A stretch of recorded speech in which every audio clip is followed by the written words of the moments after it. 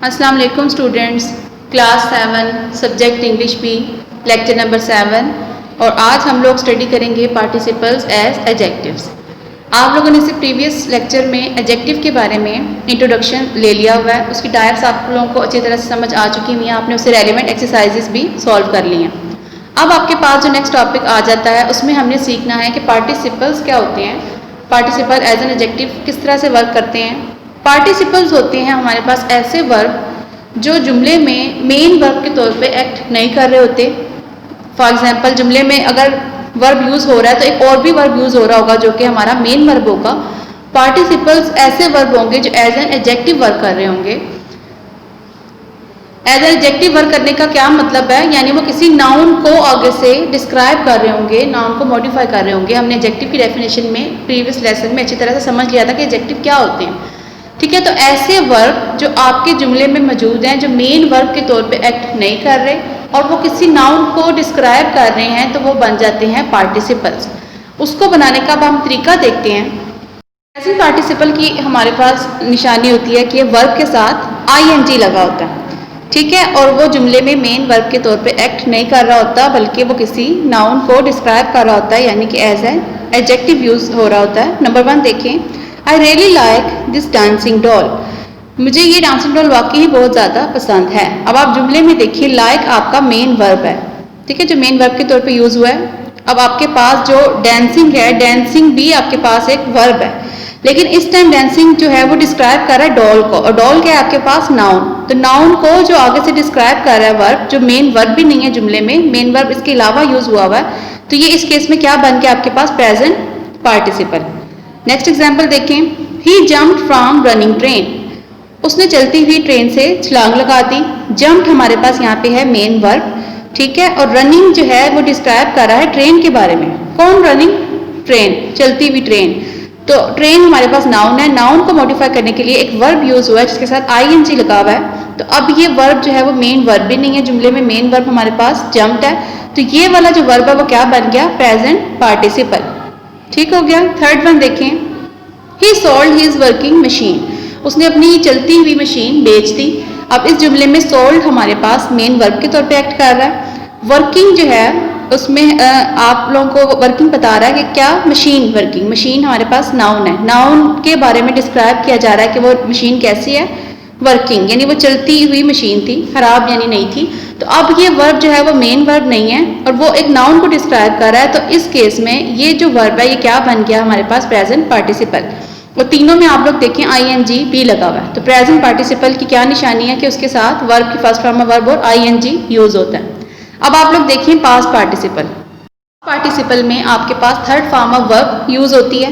बाकी सारा उसका रूल वही है कि यानी जुमले में मेन वर्ब भी वो नहीं होगा और वो किसी नाउन को आगे से डिस्क्राइब कर रहा होगा। नंबर 1 एग्जांपल देखें, the broken glass cut my foot. टूटा हुआ शीशा जो था उसने मेरी पाँव जख्मी कर दिया या उस पर कट लगा दिया। अब हमारे जुमले में जो कट है वो मेन वर्ब है, जबकि ब्रोकन जो है वो हमें बता रहा है, ये भी वर्ब है लेकिन वो क्या बता रहा है, ग्लास के बारे में, कि ग्लास कैसा था, टूटा हुआ। इस केस में वर्ब डिस्क्राइब कर रहा है एक नाउन को, तो ये जो हमारे पास वर्ब है ये अब as an participle, as a participle जो है वो एक्ट कर रहा है, तो इसको हम बोलेंगे पास्ट पार्टिसिपल। ठीक है, उस केस में जो प्रेजेंट था उसमें आईएनजी लगा होता था, तो हमें पता लगता था कि ये प्रेजेंट पार्टिसिपल है। इधर third form of verb use होती है तो फिर हमें अंदाजा हो जाता है कि ये पास्ट पार्टिसिपल है। ठीक है, प्रेजेंट और पास्ट में भी आपको डिफरेंस करना आना चाहिए। नेक्स्ट एग्जाम्पल देखें, the burn toast tested awful. जो जला हुआ टोस्ट है वो बहुत अजीब जायके का लग रहा है। इसमें हमारे पास मेन वर्ब है टेस्टेड। ठीक है, तो टेस्टेड के अलावा जो टोस्ट है ये हमारे पास नाउन है, नाउन को मॉडिफाई कर रहा है बर्न, जला हुआ टोस्ट। तो जो ये डिस्क्राइब कर रहा है एक नाउन को, तो ये एज अ पार्टिसिपल एक्ट कर रहा है। ठीक है, तो ये हमारे पास third form of verb use हुई है। बर्न भी हम कर सकते थे, ठीक है, बर्न भी कर लेते हैं, इसकी दोनों तरह से आप कर सकते हैं थर्ड फॉर्म, और ये एज अ पास्ट पार्टिसिपल जो है वो यहाँ पे एक्ट कर रहा है। थर्ड वन देखें, the tired person can not be productive. थका हुआ आदमी कभी भी, प्रोडक्टिव का मतलब कोई अच्छा आगे से काम नहीं कर सकता, यानी इस्तेमाल में आगे नहीं लाया जा सकता। हमारे पास यहाँ पे कैन नॉट जो है, कैन मेन वर्ब के तौर पे यूज हो रहा है, और जो टायर्ड है वो हमें बता रहा है क्वालिटी किसकी, पर्सन की। पर्सन हमारे पास क्या है, नाउन, तो नाउन को मॉडिफाई कर रहा है एक वर्ब, लेकिन वर्ब की कौन सी फॉर्म यूज हुई है, third form of verb use हुई है। तो इस केस में जो वर्ब एक नाउन को डिस्क्राइब कर रहा है और जुमले में हमारे पास मेन वर्ब भी मौजूद है, तो ये वाला वर्ब क्या बन गया हमारे पास, पार्टिसिपल बन गया। और थर्ड फॉर्म से हमें पता लग रहा है कि कौन सा पार्टिसिपल है, पास्ट पार्टिसिपल। चलें अब आप लोग बुक्स पर आ जाएं, पेज नंबर 14। आप लोगों ने अभी पार्टिसिपल्स जो सीखे हैं उससे रेलिवेंट एक्सरसाइज हम लोग सॉल्व करते हैं।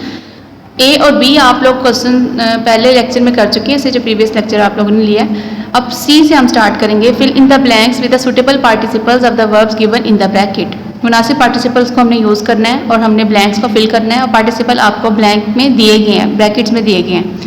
ठीक है, नंबर 1 देखिए, I have just received a very dash bit of news. मुझे अभी अभी बहुत ही एक परेशान कुन खबर मिली है। तो आपने इसको पजल को चेंज करना है पजलिंग में, आईएनजी लगाना है और ये एज अ प्रेजेंट पार्टिसिपल यहाँ पे यूज़ हो रहा है। ठीक है, आईएनजी से हमें पता लग रहा है। नंबर 2 देखें, we withdrew the offer because nobody was interested. मैंने अपनी पेशकश वापस ले ली क्योंकि कोई भी दिलचस्पी नहीं ले रहा था। तो आपने इंटरेस्ट को इंटरेस्टेड कर देना है। वॉज से भी हमें पता लग रहा है कि पास्ट में बात हो रही है। ठीक है, तो इधर पास्ट पार्टिसिपल यूज़ होगा और थर्ड फॉर्म ऑफ वर्ब के साथ। थर्ड वन देखिए, she has a very engaging way of talking. उसके बात करने का तरीका बहुत मुतवज्जो करवाने वाला है, यानी हर कोई महव हो जाता है उसकी बात सुनकर। तो इसमें आपने आईएनजी यूज़ करना है इंगेज के साथ। इंगेजिंग जो है वो प्रेजेंट पार्टिसिपल के तौर पे एक्ट कर रहा है, आईएनजी से हमें पता लग रहा है। फोर्थ वन देखें, द बर्न और बर्न्ड, दोनों तरह से इसकी जो है वो आप थर्ड फॉर्म कर सकते हैं। दोनों में से आप एक भी लिख लें तो भी ठीक है। Remains of the paper held all the close, जो जले हुए पेपर्स के जो बकाया जाते हैं उसमें सारे के सारे इशारे मौजूद हैं, सारे हिंट्स मौजूद हैं। तो यहाँ पे पास्ट पार्टिसिपल यूज़ हुआ है।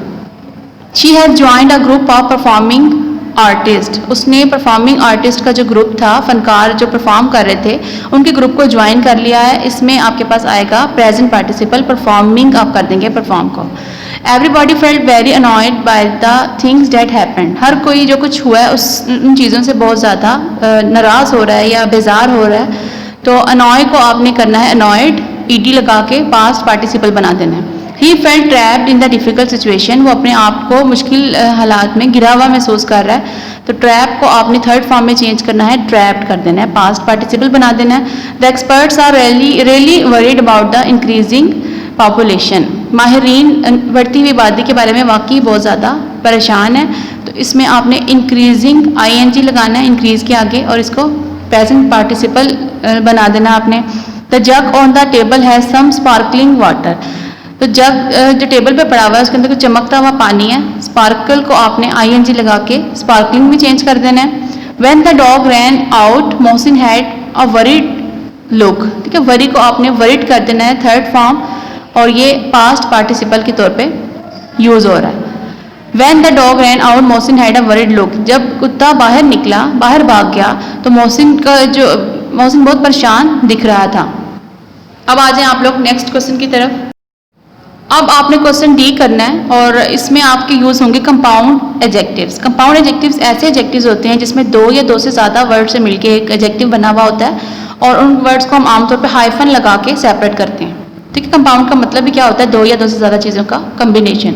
तो एडजेक्टिव ऐसे एडजेक्टिव्स होंगे कंपाउंड जिसमें 2 या 2 से ज़्यादा वर्ड्स मिलके एक एडजेक्टिव के तौर पे एक्ट कर रहे होंगे। अब आप देखें, नंबर 1 है आपके पास वीक नीड। वीक नीड का मायने है शेकी लेकिन करेज, यानी घबराने वाला, जिसके अंदर बिल्कुल भी हौसला ना हो, कुछ करने के लिए जज्बा ना हो, उसको बोलते हैं वीक नीड। तो आपने ई वाले के आगे लिख लेना है 1। सेकंड वन देखिए, शॉर्ट साइटेड। शॉर्ट साइटेड के आगे का मतलब है लैकिंग इमेजिनेशन और फोरसाइट। ऐसा शख्स जिसकी तसव्वुराती ख्यालाती जो पावर है वो बहुत कम होती है, यानी वो दूर अंदेश नहीं होता, वो दूर की बात नहीं सोचता, उसको बोलते हैं हम शॉर्ट साइटेड। तो शॉर्ट साइटेड के आगे आप लोगों ने जो एच है इसके आगे आपने 2 लिख लेना है। फिर आपके पास सिंगल माइंडेड। सिंगल माइंडेड का हमारे पास मतलब होता है focused and determined. Focused determined का मतलब होता है जो अपने काम को बहुत ज़्यादा अच्छे तरीके से उस पर पूरी तवज्जो के साथ उसे करता है और बड़ा अपने जो है वो इरादों का पक्का होता है, उसके लिए हम वर्ड यूज़ करते हैं सिंगल माइंडेड। तो आप फोकस्ड और डिटरमिन्ड ए वाले के आगे लिख लें 3। Able bodied. एबल बॉडीड के आगे का मीनिंग है फिजिकली साउंड एंड स्ट्रॉन्ग। जो जिस्मानी तौर पे बहुत ज़्यादा मजबूत होता है उसको हम लोग कहते हैं एबल बॉडीड। ये एडजेक्टिव इसके लिए यूज़ किया जाता है। तो आप लोग फिजिकली जो जी वाला है इसके आगे लिख लें 4। फिर आपके पास हार्ड प्रेस्ड। हार्ड प्रेस्ड का मतलब होता है under a lot of stress और स्ट्रेन। जो बंदा बहुत ज़्यादा टेंशन में होता है, उसको बहुत ज़्यादा बेचैनी होती है, एंग्जाइटी होती है, तो उस पर्सन के लिए हम लोग यूज़ करते हैं हार्ड प्रेस्ड। ठीक है, जो बहुत ज़्यादा टेंशन में हो, इसके लिए आप बी के आगे लिख लें 5। थिक स्किन का मतलब है unaffected by the criticism. Thick skin ऐसा पर्सन होता है जिसके ऊपर कोई भी अगर आप उसके कोई नेगेटिव बात करें तो उस पर कोई असर नहीं होता। ठीक है, तो उसको बोलते हैं थिक स्किन्ड। आप आई के आगे लिख लें 6। 7th वन देखें वेल नोन। वेल नोन का मतलब होता है वाइडली नोन, यानी बहुत ज़्यादा फेमस, मशहूर। तो आप सी वाले के आगे लिख लें 7। 8th वन देखें सेल्फ सीकिंग। सेल्फ सीकिंग का मतलब है caring only about personal gain. सिर्फ अपनी ही ज़ात के लिए जो ख्याल करता है, सेल्फिश जो पर्सन होता है, उसके लिए हम लोग वर्ड यूज़ करते हैं सेल्फ सीकिंग। तो आप डी वाले के आगे लिख लें 8। फिर आपके पास ब्रॉड माइंडेड। ब्रॉड माइंडेड का मतलब है टॉलरेंट नॉट कंजर्वेटिव, यानी बर्दाश्त जो कर लेता है, जिसका दिमाग जो वो ज़्यादा मतलब वसी तर सोचता है, यानी वो पसमानदा और एक ट्रेडिशनल उसका माइंडसेट नहीं होता। तो उसके लिए आप लोग एफ के सामने लिख लें 9।